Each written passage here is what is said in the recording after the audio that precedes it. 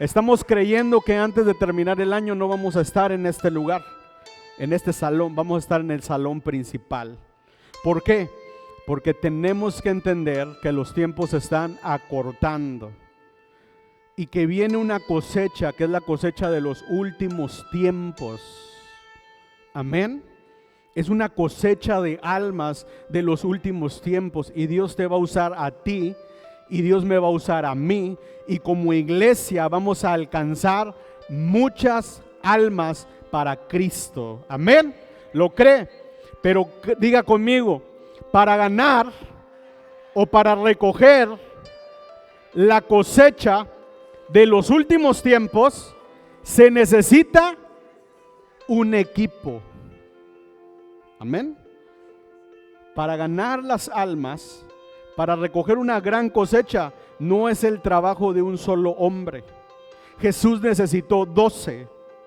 ¿Por qué? Porque para ganar y para recoger la cosecha se necesita un equipo. Amén. ¿Quiénes son el equipo? Número 1. El primer bloque son los intercesores. Son los que están orando, creando un ambiente, creando una expectativa, orando por ti y por mí, para que todo empiece a fluir. ¿Quiénes son intercesores? Levante su mano quienes realmente está orando, está dentro del equipo de intercesión. Levante su mano. Usted es el primer equipo. Usted es el primer equipo. Usted es los intercesores. Aquí hay una persona que está asignada desde antes que usted nos conociera a estar orando por mí y por mi esposa, y es mi suegra, la hermana Patti. Es la que lleva la carga de la intercesión, mi suegra. Mire, cuando yo me casé con mi esposa, no nada más gané una esposa, sino que gané una intercesora, una mujer que está orando por mí. Me quedé huérfano de mamá, pero mi suegra ha estado orando por mí todo este tiempo. Y el primer equipo son los intercesores. Y después de los intercesores, a que no sabe quién sigue, siguen los de la alabanza. Son el segundo equipo. La palabra de Dios dice que cuando fueron a conquistar la tierra prometida, dice la palabra de Dios que los primeros que iban al frente, cuando Dios les dio la estrategia para conquistar Jericó, era la alabanza. Y dice la palabra de Dios que mientras iban dando vueltas alrededor de la muralla, dice la escritura que iban cantando, iban alabando, porque una iglesia que tiene una alabanza es una iglesia que atrae a la gente, que atrae la presencia de Dios, que crea una atmósfera para que los milagros empiecen a ocurrir. Y la palabra de Dios dice que en medio de la alabanza del pueblo, los muros se cayeron. Amén. Y tenemos una alabanza, y son los que van en segundo lugar. Un equipo, intercesores. Número 2, los de alabanza van dirigiendo, van al frente de la batalla. Amén. Número 3, los que siguen son los evangelistas. Dice la palabra de Dios que preciosos, hermosos son los pies de los que anuncian el evangelio. Y yo le decía a los muchachos que estamos estrenando un ministerio el día de hoy, que es el ministerio de comunicación. Yo les decía a los muchachos, les decía, ustedes son evangelistas. Y les decía, el evangelista es una persona que está cerca del corazón de Dios, está en el mismo corazón de Dios, porque dice la escritura que ellos sienten lo que Dios siente en su corazón. Sienten el dolor cuando una persona se aleja, cuando una persona se resfría, cuando una persona rechaza a Dios, pero sienten un gran gozo cuando una persona viene. Y les decía a los muchachos, ustedes son evangelistas, están en el corazón de Dios, sienten lo que el corazón de Dios siente. Y le dije, y la palabra dice que hermosos son los pies de los que anuncian el evangelio. Personas muy amadas por Dios, los evangelistas. Tercer lugar son los afirmadores. Son personas que están en las casas de paz. Son personas que están llamando, son personas que le mandan un mensaje para afirmarlo, que le mandan un mensaje para animarlo, para motivarlo. Y usted tiene que ser un afirmador. Tiene que mandar un mensaje no para destruir, no para criticar, no para prejuiciar, no para crear un chisme. Tiene que mandar un mensaje para edificar. Amén. Amén. Le voy a decir una cosa, yo le mando mensajes, pero antes de mandarle un mensaje, pongo oración a Dios y oro y me pongo a orar por ese teléfono y empiezo a decir: Padre, que este mensaje pueda llegar en el momento preciso, en el momento justo, en el momento indicado, y que sea la palabra que esa persona está esperando. Y algunos me contestan, otros son groseros y ni me dejan en visto nada más. Dios les bendiga también. Pero Dios le ama. Y Dios usa un mensaje de texto para decirle: hey, no me he olvidado de ti. Amén. Amén. Y luego siguen los que enseñan. A ver, ¿quiénes son maestros que están aquí? Eva. ¿Quién más maestro? Saraí. ¿Alguien más maestro? Gaby, tío Miguel. Son los que están en una columna de la enseñanza. Son los que empiezan a cerrar el ciclo. Porque dice la palabra de Dios que vayamos y prediquemos las buenas nuevas de salvación. Que extendamos el mensaje y decirles: hey, tienes una oportunidad. Jesús te está dando una oportunidad para comenzar de nuevo, para reivindicar. Pero luego vienen los que enseñan, los que están a cargo de la enseñanza, del discipulado, y ellos empiezan a cerrar el ciclo, porque dice la Escritura: y enséñales que guarden estas cosas que os he mandado. Amén, amén, amén. Y están los que enseñan, y luego estamos los que enviamos, porque dice la Escritura que una vez que sean enseñados, tienen que ser bautizados. Y el bautizo sirve para que una persona sea enviada. En el asunto de la marina, cuando un barco es bautizado, es porque el barco está ya en el dique, está a punto de ser lanzado a las aguas profundas. Y cuando usted es bautizado, es la señal de arranque para que usted comience algo. Dice la Escritura que Jesús fue bautizado, y después que fue bautizado fue metido al desierto, fue lleno del Espíritu de Dios, y dice que regresó del desierto, ¿cómo? Lleno de la presencia de Dios, y comenzó su ministerio. Amén. Entonces se necesita ¿qué? Un equipo.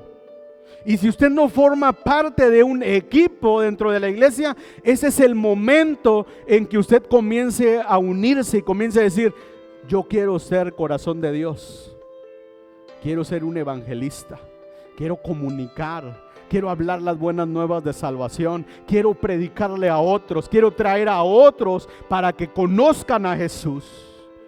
Puede decir: a mí me gustaría ser de los afirmadores, ser personas que están constantemente dentro de ese ministerio, llamando a otros, animando a otros, velando por otros, pastoreando a otros.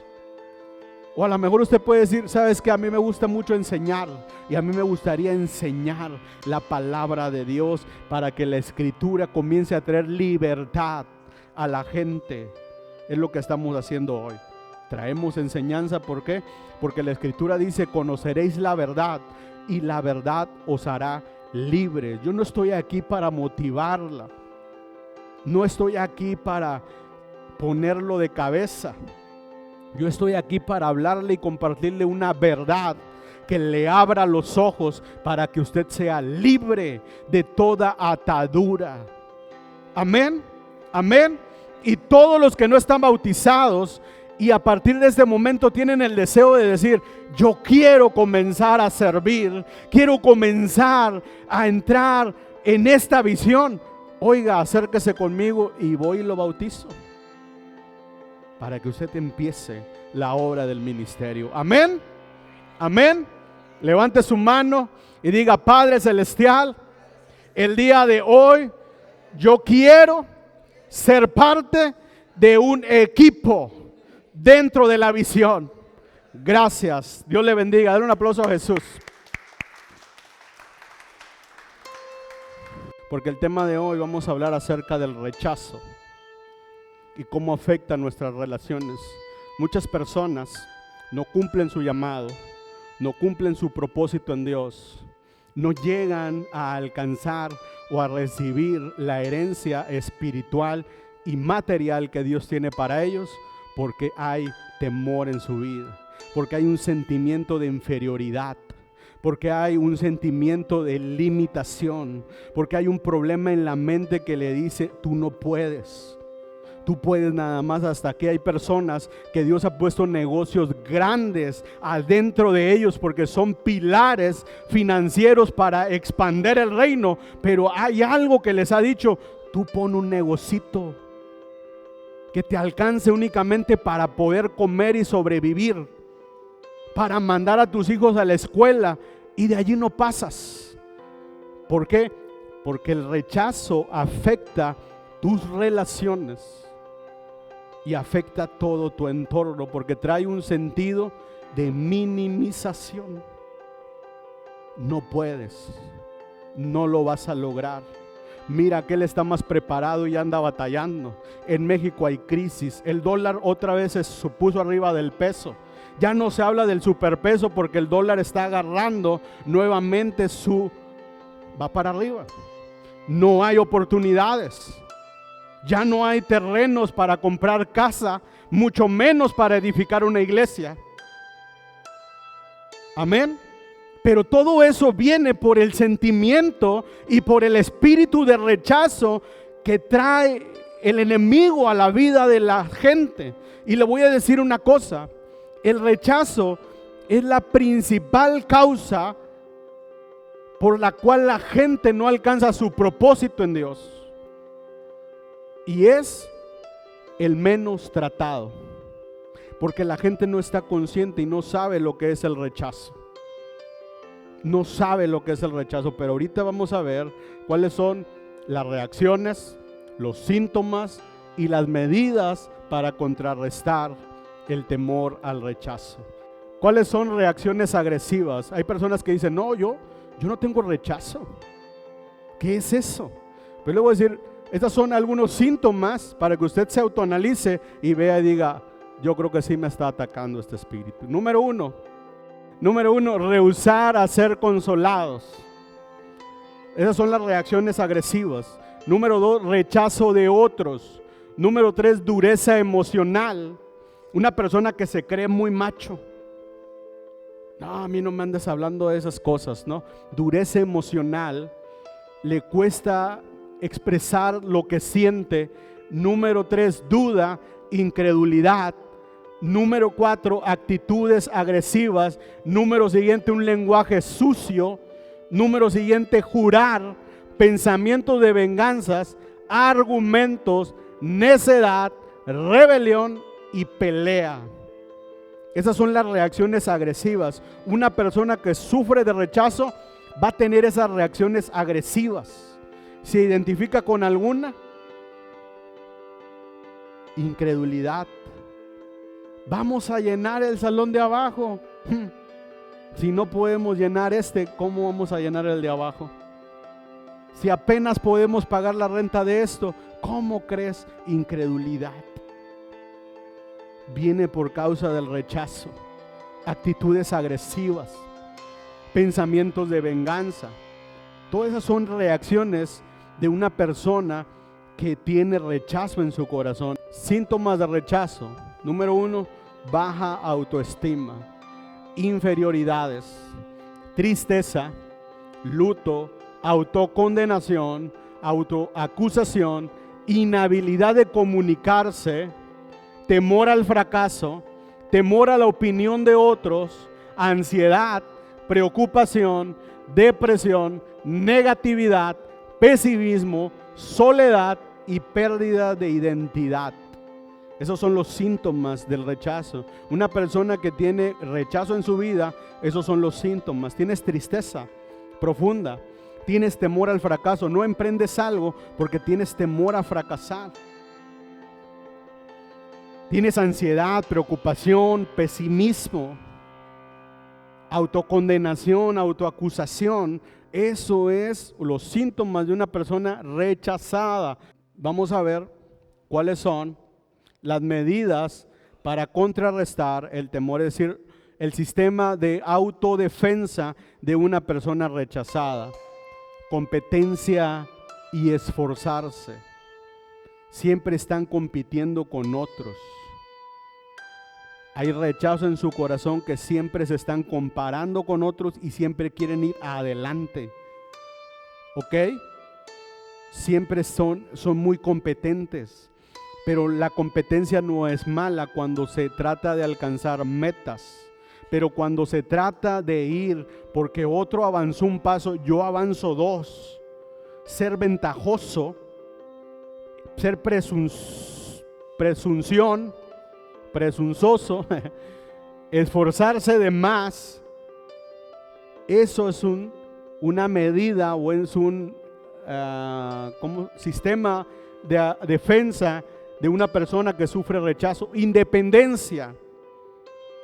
Aquel hijo pródigo, aquella persona que todo lo quiere hacer solo, que no necesita ayuda de nadie, tiene rechazo en su corazón, aislamiento, una persona que no se puede comunicar con nadie, siempre anda solo deambulando, tiene rechazo, egoísmo, egocentrismo, autojustificación, idolatría, crítica, juicio, envidia, autocompasión, orgullo, arrogancia, altanería, perfeccionismo. Son los métodos o sistemas de defensa de una persona que está sufriendo rechazo o que ha sufrido rechazo en alguna etapa de su vida. Amén. Entonces yo le dije, es la principal causa por las que las personas no alcanzan o no reciben su herencia espiritual y material. El rechazo en el corazón, pero es la menos atendida porque mucha gente no está consciente de que sufre rechazo en su corazón. Amén, amén, amén. No es que yo así soy, así me criaron de seco. Es que yo no me salen las lágrimas, es que yo no me puedo expresar emocionalmente, no me puedo conectar con alguien. ¿Ok? Tiene rechazo en su corazón. Amén. ¿Estamos? Juan 1:11 dice: a los suyos vino y los suyos no le recibieron. Escuche qué dice: a los suyos vino y los suyos no le recibieron. ¿De quién está hablando? De Jesús. ¿Qué significa eso? Lo rechazaron. Diga conmigo, lo rechazaron. Número 2, Isaías 53:3. Ese es el fundamento bíblico acerca de esta enseñanza. Isaías 53:3. ¿Qué dice la escritura? Despreciado y desechado entre los hombres, varón de dolores, experimentado en quebranto, y como que escondimos de él nuestro rostro. Fue menospreciado y no lo estimamos. ¿Qué es eso? Rechazo. Amén. ¿A quién rechazaron? A Jesús. Siguiente es Primera de Juan 3. ¿Ya lo tiene? Primera de Juan 3:8. Dice: el que practica el pecado es del diablo, porque el diablo peca desde el principio. Para esto apareció el Hijo de Dios, para deshacer toda obra del diablo. Amén. Y es el pasaje de la Santa Cena, Mateo 26. Es el pasaje de la Santa Cena, que no lo vamos a leer todo porque son muchos versículos. 26, usted lo puede leer en su casa. Pero este pasaje de la última cena, dice la palabra de Dios, que Jesús estaba en Getsemaní y ya estaba a punto de ser entregado, de ser traicionado por uno de sus discípulos. Y dice la palabra de Dios que él fue al monte a orar y llamó a unos para que oraran por él.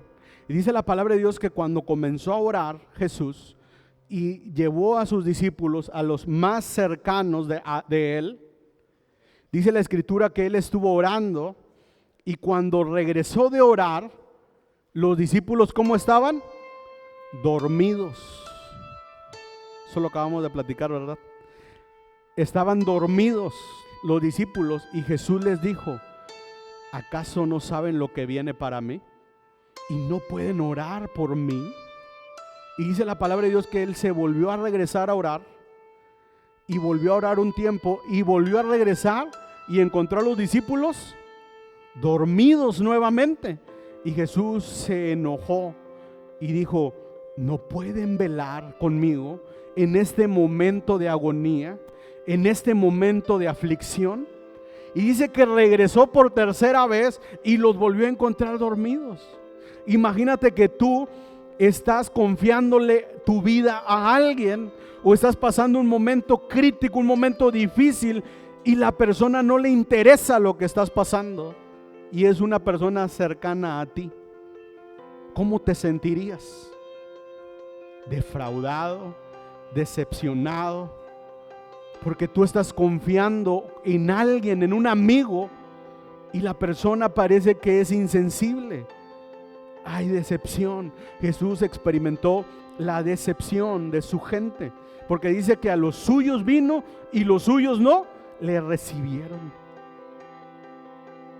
Dice la palabra de Dios que llevó a sus discípulos a orar con él y no pudieron velar con él. Yo les digo, vamos a ir a Villahermosa y vamos a hacer un gran esfuerzo por ir.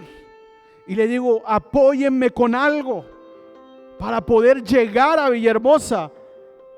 Y parece que con los que más cuento, nunca se aparecieron por ningún lado. ¿Sabe cómo se siente eso? ¿Sí sabe cómo se siente eso? Jesús lo experimentó. Cuento contigo para servir, pero nunca te apareciste. Cuento contigo para hacer esta actividad, pero nunca levantaste la mano. Eso lo experimentó Jesús. Pero dice la palabra de Dios que la traición, que la puñalada más fuerte que recibió él fue cuando él anunció su muerte y les dijo: y hay uno que va a ser usado para entregarme y está entre este grupo. Y dice la palabra de Dios que Judas salió y lo entregó con un beso. Déjeme decirle que la traición es la herida más alta, más grande, que más se sufre, que más sufre una persona, la traición. ¿Quién ha sido traicionado por alguien? Una traición de alguien cercano, una traición de alguien que comió contigo, una traición de una persona que estuvo en tu casa, una traición de una persona que estuvo compartiendo, una traición de una persona que le diste la mano y le dijiste: hey, cuenta conmigo para todo, y le ayudaste, pero de pronto se entrega con otro y empieza a hablar mal de ti y empieza a decirle: no me hagas caso, el pastor está loco, está mal. ¿Qué es eso? Una traición.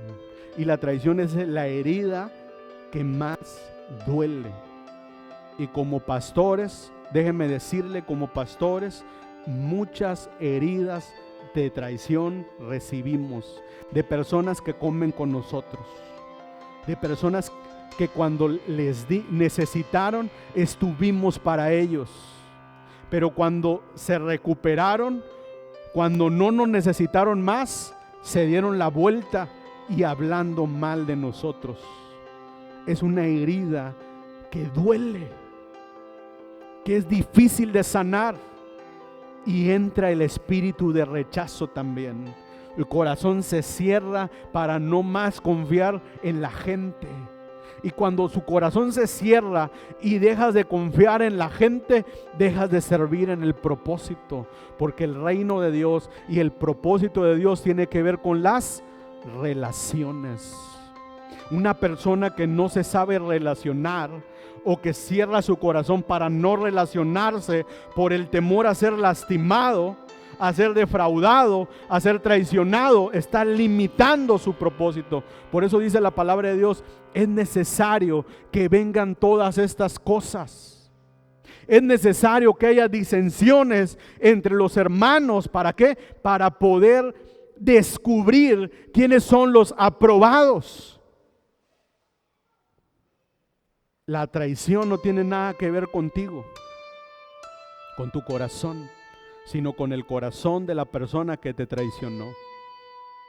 Deja ver su corazón. Y hablábamos la semana pasada que hay corazones que están llenos de maldad, de perversidad, de iniquidad, y lo que hablan son malos pensamientos y malas intenciones. Y cuando tú les permites hablar, están contaminando tu vida y van a guiarte, ¿sabes a dónde? A la miseria y a la pobreza.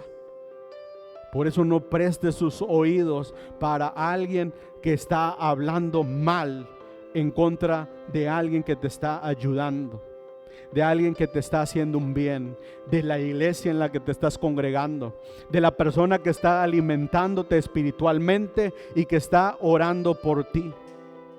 Cierra tus oídos, frénalo, páralo en seco y dile: oye, amigo, usted necesita cambiar su naturaleza. Necesita arrancar ese árbol, esa raíz de iniquidad que está en su corazón. Pero ahora está sabiendo y conoce que esa persona tiene un espíritu de rechazo en su vida. Amén. Y ahora usted sabe que esa persona necesita un encuentro con Dios, necesita liberación. Amén. Entonces, estamos hablando acerca del rechazo. La traición es la herida más grave que puede sufrir una persona. Quiero hablarles acerca de las etapas del rechazo. El rechazo puede entrar desde la etapa prenatal. Antes de nacer, un espíritu de rechazo puede entrar en una criatura. Un espíritu de rechazo puede entrar desde la edad prenatal, y eso tiene que ver con la vivencia que tuvo la mujer cuando estaba embarazada. Hay personas que mientras estuvieron embarazadas sufrieron, ¿qué te diré? Una mala experiencia, infidelidad, por ejemplo. Mientras tú estabas embarazada, tu esposo, tu marido, andaba con otra persona. Y tú lo descubriste, tú lo sospechaste, y desde ese momento en que tú experimentaste esa traición o esa infidelidad, entró un espíritu de rechazo en la vida del bebé que está gestándose. Hay personas o mujeres que recibieron maltrato durante el embarazo, que sufrieron a lo mejor una situación económica difícil, y eso trae rechazo al bebé. Hay personas, o hay mujeres, mejor dicho, que sufrieron una violación, y producto de esa violación trajeron y dieron a luz un nene, un bebé. Esos bebés tienen rechazo. El no reconocimiento de la paternidad. Hay mujeres que anduvieron de novias y vino una persona, ¿verdad? Tuvieron intimidad, les juraron amor eterno, pero cuando supieron que estaba embarazada, adiós. No reconocieron al bebé. Esos bebés, desde ese momento en que se alejó el padre, por alguna causa o razón, entró un espíritu de rechazo a su vida. Amén. La temprana edad en los niños de 0 a 5 años, déjenme decirle que esta etapa de la niñez es muy importante. ¿Por qué? Porque tiene que ver con la proyección de la seguridad en el bebé. De los 0 a los 5 años, usted va a afirmar a sus bebés, a sus niños, les va a dar seguridad, les va a dar identidad, les va a dar valores. La falta de atención de los padres y en especial de la madre crea rechazo en la vida de los bebés de 0 a 5 años. Por eso hoy en día hay muchos niños que sufren rechazo. ¿Por qué? Porque va avanzando tanto ¿cómo le digo? La economía va avanzando mucho, se batalla más y entonces los dos papás tienen que trabajar y entonces mandan al niño desde los 0 años de edad a la guardería y nunca vio a los papás. Lo mandan con una tía o lo mandan con los abuelos y nunca estuvieron los papás con ellos porque los dos trabajaban, porque hay necesidades que cubrir. Entonces esos bebés crecen con rechazo en su corazón. Tengan mucho cuidado. De los 0 a los 5 años es importante que los papás estén con los niños, sobre todo la mamá. Y eso no es una clase de machismo ni feminismo, es lo que es. La mamá tiene que estar presente en la crianza, dándole atención y cuidados a los niños. En la niñez de 6 a 12 años, fíjese muy bien, el trauma de rechazo se genera por las experiencias objetivas o subjetivas de no haberse sentido suficientemente bueno ante las expectativas de los referentes. ¿Qué significa eso? De los 6 a los 12 años es cuando más hay comparaciones entre niños, entre primos, entre hermanos, entre vecinos. Y empezamos a comparar porque agarramos referentes de otros niños y empezamos a comparar y el niño va creciendo con un rechazo en su corazón porque siempre lo están comparando. Pero cuando los niños son comparados por sus referentes, empieza a entrar un espíritu de rechazo. Cuando en los niños se ponen expectativas que son inalcanzables, entra un espíritu de rechazo. Cuando los padres no están al pendiente de los niños, entran espíritus de rechazo. Y es en esa edad de los 6 a los 12 años cuando empiezan a aparecer los amigos imaginarios. ¿Ha escuchado usted eso? Un niño tiene un amigo imaginario y anda con él para todos lados y hasta le tiene una silla y usted igual de mal le deja la silla. Sí, a su amiguito también le sirve de comer.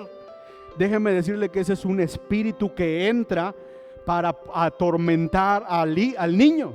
Y primero es su amigo imaginario, pero en la edad adulta ese mismo espíritu va a perseguir al niño y lo va a atormentar por las noches, porque así es el enemigo.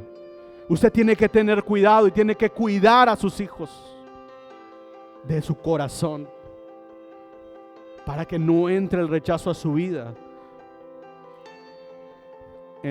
Fíjese, dice que en esta etapa de la niñez se dice que el niño debe recibir por lo menos 12 abrazos al día para que usted lo afirme. Pero hay papás que llegan cansados y a lo primero que llegan es: quítame los zapatos y las calcetas, tráeme las chanclas. Y lo peor del caso es que nosotros creemos y decimos: pero mírame, aquí estoy, nada me pasó, cuando estamos completamente mal, porque estamos repitiendo los mismos patrones, los mismos errores y las mismas equivocaciones que cometieron nuestros padres. ¿Por qué? Porque hay un espíritu de rechazo que entró en el papá porque así lo criaron, mano dura. Él crió a su siguiente generación mano dura y nosotros queremos seguir mano dura con los que vienen. Amén. Amén. Necesitamos ser libres del rechazo y cuidar a nuestra niñez. Los adolescentes de 13 a 18 años sufren diferentes tipos de rechazo. Las emociones maximizan los sentimientos. Las emociones ¿sí? Maximizan los sentimientos. En la etapa de los primeros años, el amor de los padres es insustituible. Ajá. De los 0 a 5 años, no hay quien cuida a tus hijos mejor que tú. No los dejes con la vecina, no los dejes en la guardería, no contrates una escuela de tiempo completo. Tú eres el responsable de darle amor a tus hijos. Amén. Vamos a cuidar el corazón de los niños. Una de las salidas de un niño con rechazo es fabricar amigos imaginarios. ¿En qué edad? 6 a 12 años.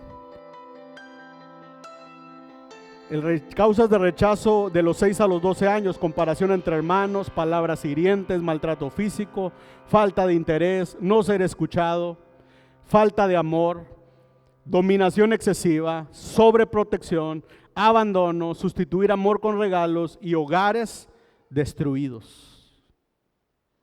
Traen tanto rechazo a la vida de los niños. Amén. ¿Estamos? En esa etapa el niño debe recibir al menos 12 abrazos al día. ¿Cuánto le debe a su hijo? ¿Cuánto le debe a su hijo? ¿Cuántos abrazos le debe a su hijo? ¿Ha estado con él? ¿Le ha abrazado? ¿Lo ha afirmado con palabras? Le voy a decir una cosa. Yo tenía tanta inseguridad y tanto temor, y voy a decirlo hoy porque soy libre de eso. Tenía una inseguridad tan grande. ¿Por qué? Porque desde niño me acuerdo que mi papá y mis hermanos, que son especialistas en bullying, me criticaban algo que tiene que ver con mi fisionomía. Y entonces me acuerdo que, bueno, no me acuerdo, es la realidad. Yo tengo una forma de cabeza muy peculiar.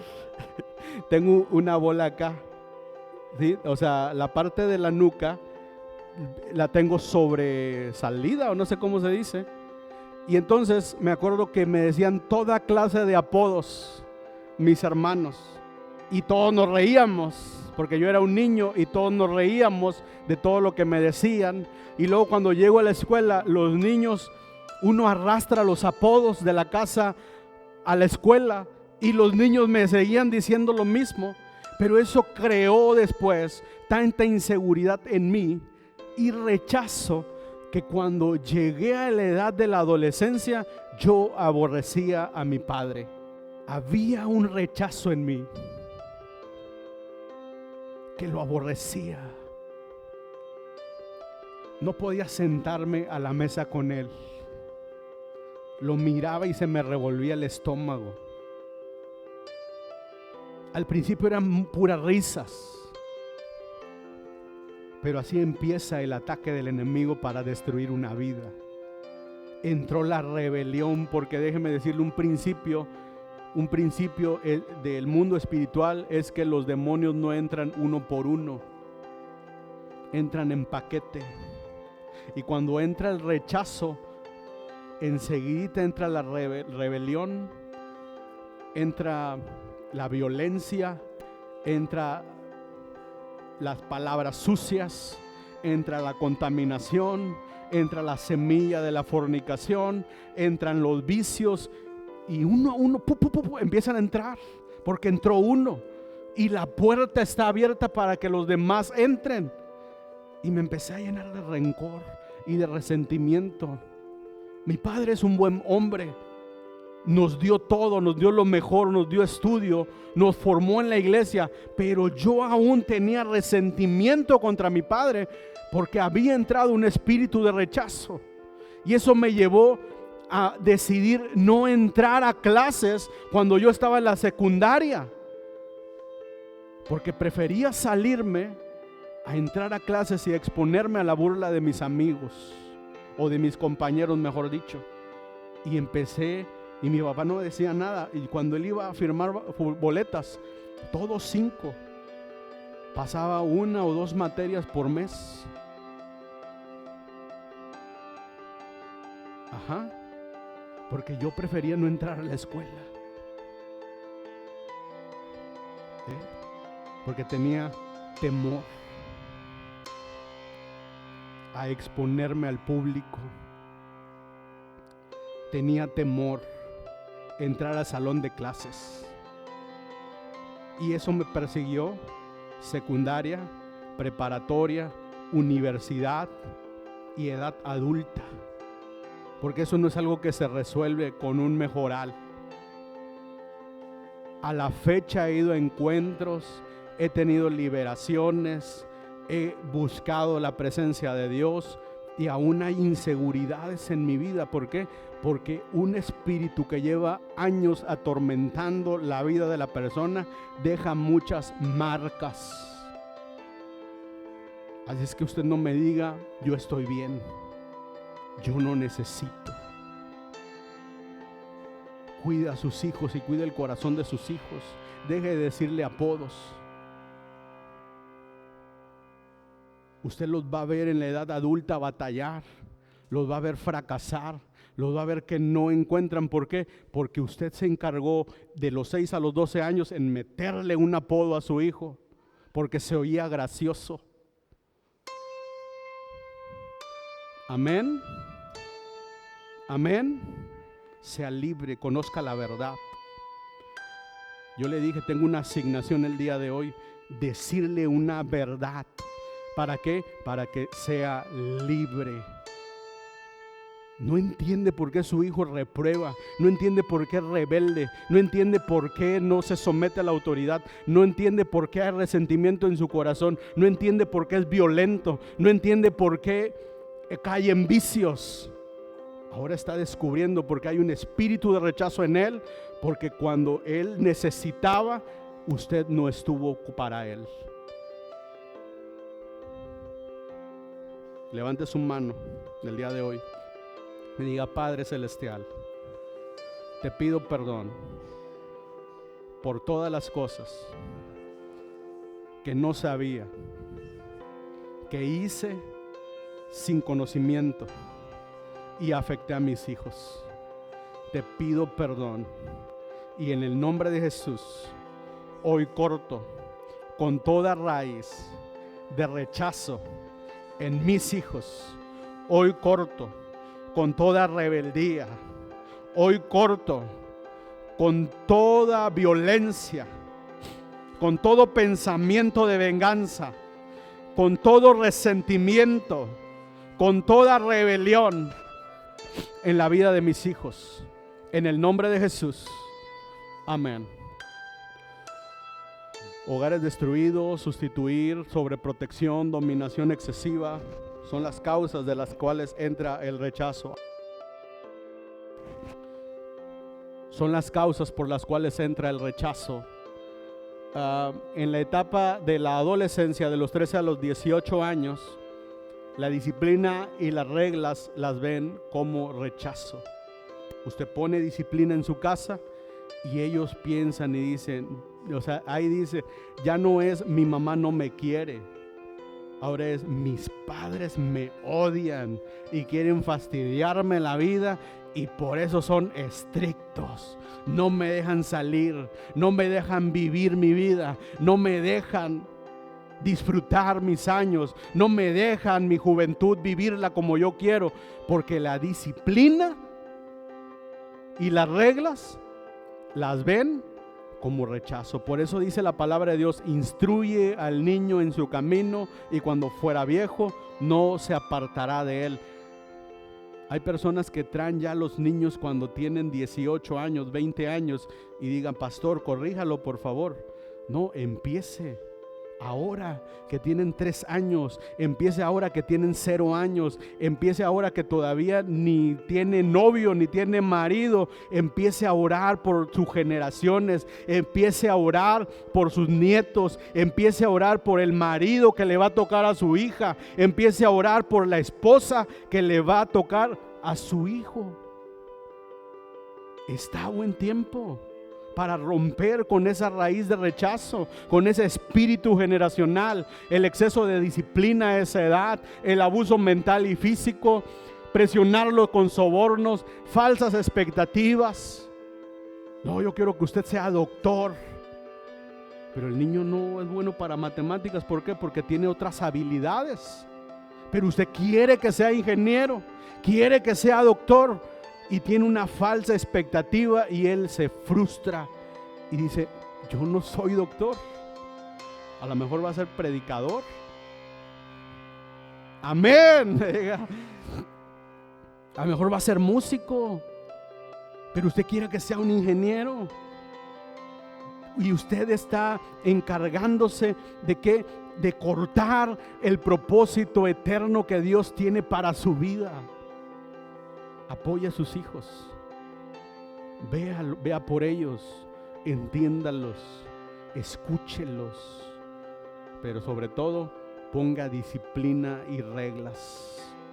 Avergonzarlo delante de la gente. La pobreza en la familia trae rechazo. La escasez trae rechazo. Padres dominantes, un padre que aquí no hay opiniones, aquí se dice lo que yo digo y punto, porque yo soy la cabeza. Hay una diferencia entre ser cabeza y ser cabezón. Terco, necio. No, cabeza significa ser responsable. Es a quien Dios va a llamar a cuentas y te va a decir: hey, venga para acá, usted tenía una familia, ¿qué hizo con ella? No es el que da las órdenes y el que le quitan los calcetines cuando llega y el que primero que se pone a comer. Eso no es ser cabeza, eso no es ser un líder, eso no es ser sacerdote, eso no es ser un padre. Un padre es el que pone sus hombros para que sus hijos vayan a otra dimensión. Se pone de rodillas y empieza a orar por sus generaciones. Eso es lo que hace un líder. Eso es lo que hace un verdadero padre. Un padre es aquel que ofrenda, que diezma, porque sabe que en la ofrenda y el diezmo hay una promesa que dice la palabra de Dios: dile a los ricos de este siglo que pongan sus riquezas en las manos de Dios. ¿Sabe para qué? Dice: para que puedan pisar seguro adelante. ¿Qué significa eso? Para que sus generaciones conozcan lo que es la bendición. Pero aquí nadie diezma. ¿Sabe que está acarreando una mentalidad de pobreza y de limitación para sus generaciones? Sígale así y anda con la teología: Dios no necesita dinero. No, Dios no necesita dinero, pero tú sí, y tus generaciones también. Póngase a cuentas con Dios y empiece a ver por el futuro de sus hijos. El diezmo y la ofrenda es como una inversión que nosotros hacemos en los reinos de los cielos. Hacemos depósitos en los reinos de los cielos y tiene que ver con el llamado y el propósito de Dios para nuestra familia. Den un aplauso a Jesús. Levante sus manos. Levante sus manos el día de hoy y comience a decir: Padre, te pido perdón porque no sabía lo que era el diezmo y la ofrenda. Hoy entiendo, Señor, que estoy limitándome a mí mismo y estoy limitando a mis generaciones. Pero el día de hoy rompo con toda atadura y con todo espíritu de pobreza que ha venido por causa del temor al fracaso. En el nombre de Jesús, hoy reprendo todo espíritu que trae pobreza, limitación y escasez y miseria a la vida de tus hijos, Padre. En el nombre de Cristo Jesús. Amén y amén.